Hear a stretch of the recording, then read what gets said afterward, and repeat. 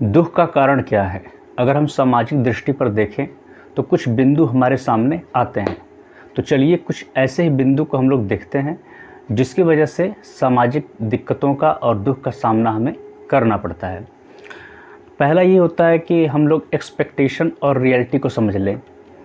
देखिए, एक्सपेक्टेशन हम लोग करने लगते हैं जबकि रियलिटी कुछ और होती है।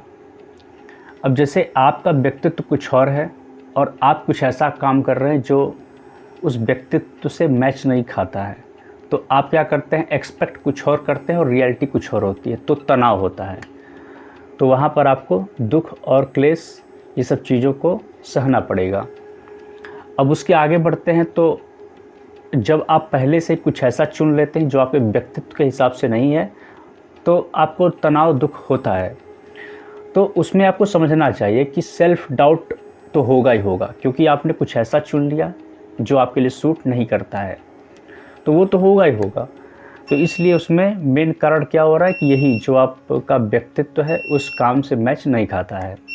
फिर जब हम लोग आगे बढ़ते हैं तो हम लोग के पास एक आदत होती है कंपेयर करने की। शायद हमें लगता है कि ये जो कंपैरिजन करने की आदत होती है वो बचपन से हमारे समाज के द्वारा हमारे भीतर जबरन थोप दी जाती है। तो हमें समझना होगा कि ये जो compete करते हैं हम लोग, किसी दूसरे से ना करें। अगर हम compete खुद से करें तो बहुत हद तक हम तनाव दुख को कम कर सकते हैं, क्योंकि आपका कंपटीशन आपसे होता है तो आपको ज़्यादा तकलीफ़ नहीं होती है। और आप अगर हर रोज़ अपने से compete करते हैं, कुछ आगे बढ़ते हैं, इम्प्रूव करते हैं, तो आपका जो कॉन्फिडेंस है वो बढ़ता जाता है। तो अगर ध्यान से देखें तो हमें अपने से compete करना है और डेली हमें इम्प्रूव करना है। तो इस तरह से अगर आप इम्प्रूव करेंगे तो आपका कॉन्फिडेंस बढ़ेगा, आपको थोड़ी थोड़ी खुशी का भी एहसास होगा। और एक और पॉइंट होता है कि अगर आपको जीवन में करना है, सुखी रहना है और कोई किसी भी काम में सफलता अर्जित करनी है, तो आपको मजबूत होना होगा। मतलब आपको मेंटली फिज़िकली हेल्दी होना पड़ेगा। तो आपको ये हमेशा ध्यान देना होगा कि आप किस तरीके से अपने मानसिक तनाव को कम कर सकें, मानसिक मजबूती को ला सकें। उसके लिए बहुत सारे सहारा आप ले सकते हैं, बहुत सारी चीज़ें टेक्निक्स दे रखी हैं, तमाम तरह की चीज़ें आप कर सकते हैं। योग, मेडिटेशन, ध्यान, किताबों को पढ़ना और सैर करना और अच्छे लोगों की संगति में रहना, अच्छे साहित्य का अध्ययन करना और किसी विषय को अच्छे से चिंतन करना, ये सारी चीज़ें होती हैं मजबूती लाने के लिए।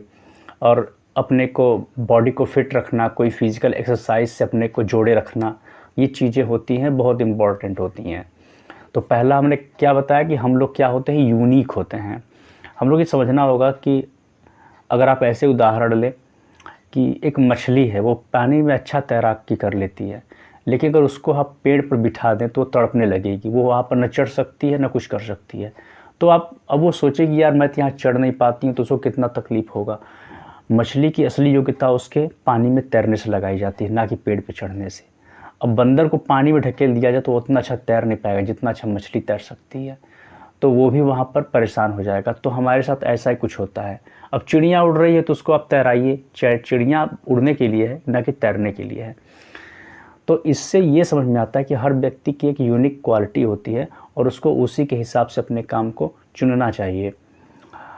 और सेल्फ डाउट तो होगा, मैंने बताया कि सेल्फ डाउट होगा। अगर आपने कुछ ऐसा चुन लिया जो आपके व्यक्तित्व से मैच नहीं खाता है तो सेल्फ डाउट होगा। और अपना कंपैरिजन किसी और से क्यों कर रहे हैं, क्योंकि हो सकता है कि जिस फील्ड में आप आगे हैं उस फील्ड में वो आपसे रोलर से तुलना करिए कि रोड रोलर क्या करता है कि रोड पर जितनी भी गिट्टियां हैं, पत्थर है, कंक्रीट, सबको दबा देता है।